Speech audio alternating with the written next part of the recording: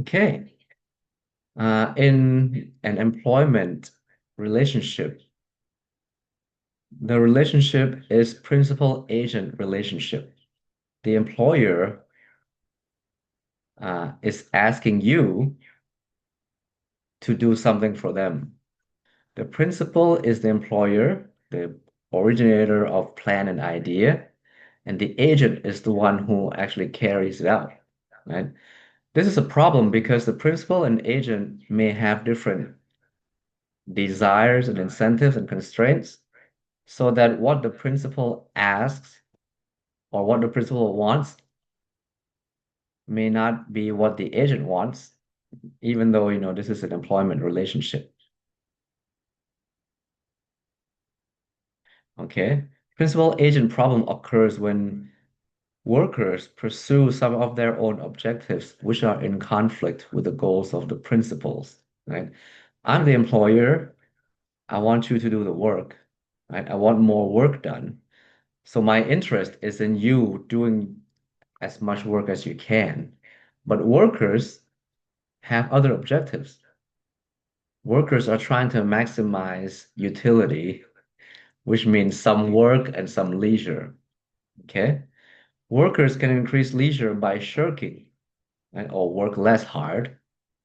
This is not good for the firm, right? So firms have an incentive to reduce this problem.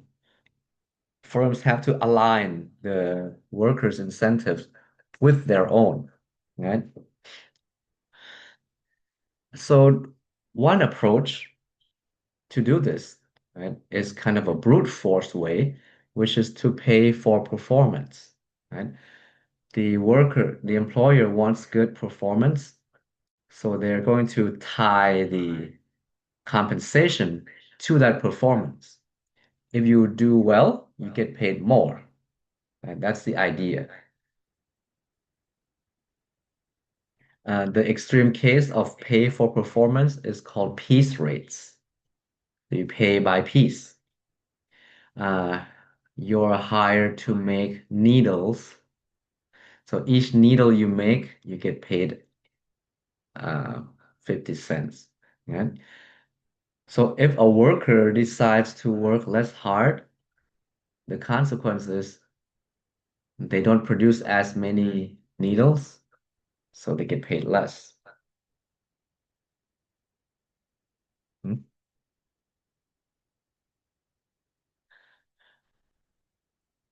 It's good in terms of, okay, it's clear that you look at you just count the number of pieces and you pay the workers just like that. But what could be some drawbacks? Right? First, you have to set the rate, you know, the rate that is agreeable to both parties. And how much work is in a needle? You gotta set that up. But that's not such a big issue compared to the others that I'm going to talk about. Right? Workers' performance depends on a lot of factors. So sometimes they make a lot of needles, sometimes they don't. Health, sickness, or whatever. That means that when they're sick, they're not going to make anything, right? So they don't have any income then. And because of this, if anyone wants to take employment as a needle maker, you have to set the wage a little higher in order to, protect against when you cannot make any needles. Right?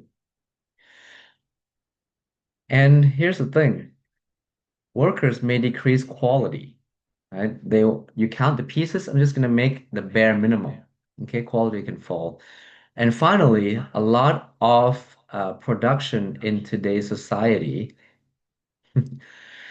it's really hard to break up a task into different pieces and have each person make the piece, right? For example, your product is uh, an event. Your company is an event company.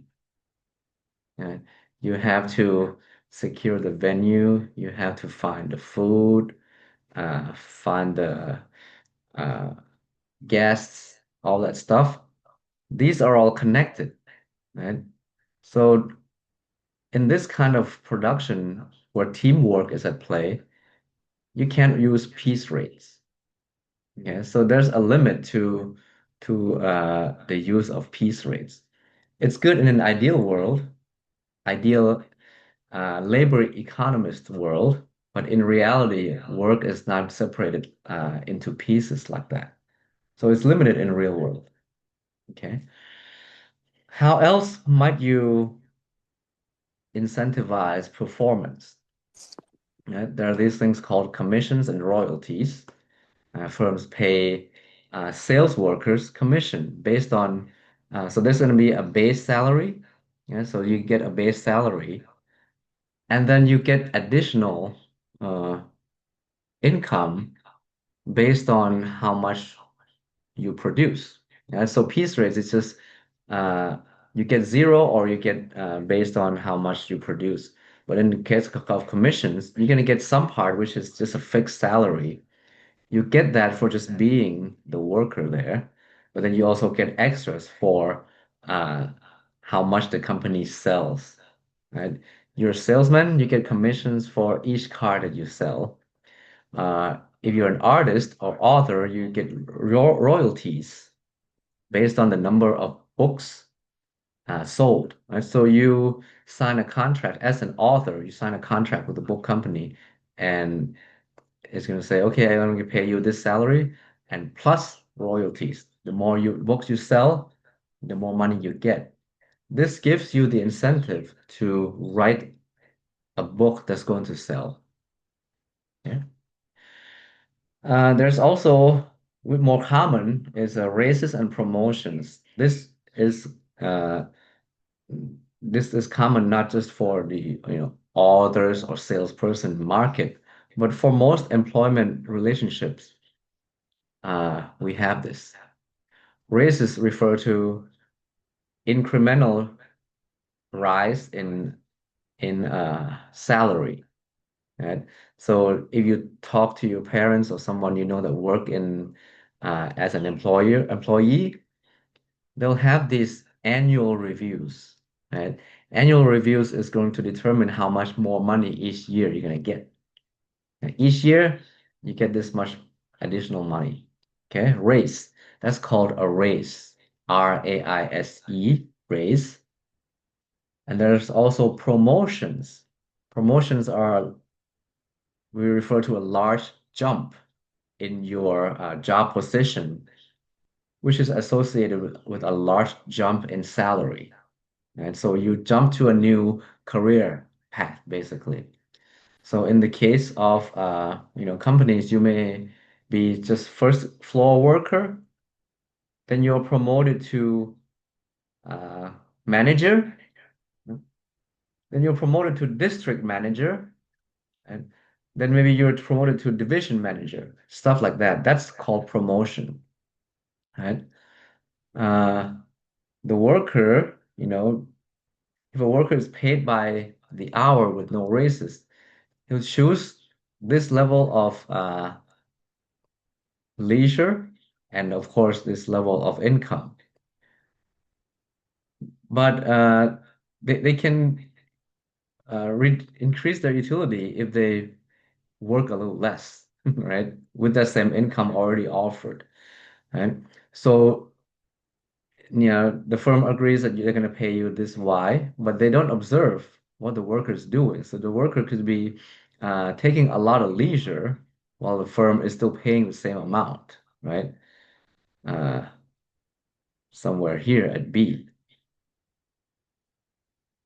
So what the firm can do is to give the promise of potential salary increase or promotion, right? If the worker meets some performance threshold.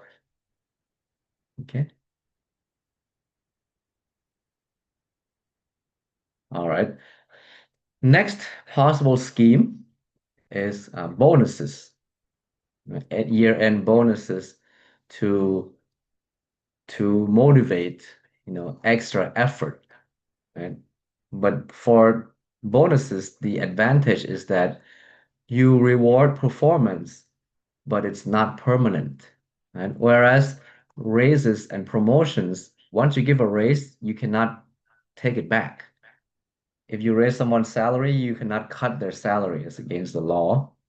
So you, but you want to achieve the motivating effect. So what you could do instead is to use bonuses. You pay them for the performance this year. If next year they don't perform, you don't have to pay the bonus, right? That's called a performance bonus, right? So that's the idea.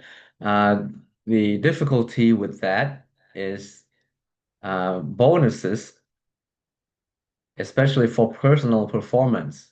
It's based on evaluation by superiors on quantifiable measures. So it's similar to raises and promotions, but again, it's based on evaluation. But the benefit is that you don't have to pay it over and over, right? In fact, the unintended effects here actually applies to raises and promotions as well. Workers, try to be nice to their superiors, schmooze, be nice to superiors to get promoted, to get bonuses. Some companies give team performance bonuses. Hopefully, it encourages teamwork, right? Especially in cases where work is not separated by tasks, but it's a whole thing. So companies give team performance. You know, uh, the faculty of economics get additional bonus if blah blah blah, right? But the problem with that is there are going to be free rider problems. People in the team may not exert their highest effort because if the team does well, I also get paid. So free rider problem could be an issue here, right? Just like group work. But limitations say we use group work, right? You can also tie performance directly, tie people's income directly to firm performance, right? Doesn't matter what you do, as long as the firm is doing well, you get a bonus. And everyone uh, is going to do their best to contribute to the firm, right? This is called profit sharing, pay system that allocates a portion of firm's profits to its employees. So the rationale is that uh, workers would believe that if they do what's best for the firm, they get some payback, get some reward through the increased profit of the firm. But again, there's free rider problem as well. And some research suggests that there's only little positive effect. Of course, topic for investigation, why profit sharing may not work, right? Because even though the mechanism is there in terms of the profit being distributed to workers, the workers don't really see how much their work is going to add to what they get at the end. Okay. A different way to get people to do their best through compensation is tournament pay. Make a competition, and the people who get paid, people who win, get paid the most. A large prize exists for top performers, smaller prize for second place, and so on. Encourages all participants to exert more effort. Again, in this case, the problem is if you have teamwork, tournament pay doesn't work, right? So it's gonna gotta be um, the kind of work organization where each person does his own, right?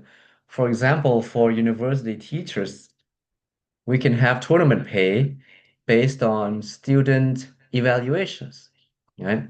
Everyone goes and teaches his own or her own class, and the tournament is if you get the highest evaluation, you win, and you get 1 million baht, something like that. And that's another way to increase to motivate people to exert more effort. right? The big, it's becoming, it has or it was a big issue back in the day about CEOs, Chief Executive Officers. These are employees of companies, right?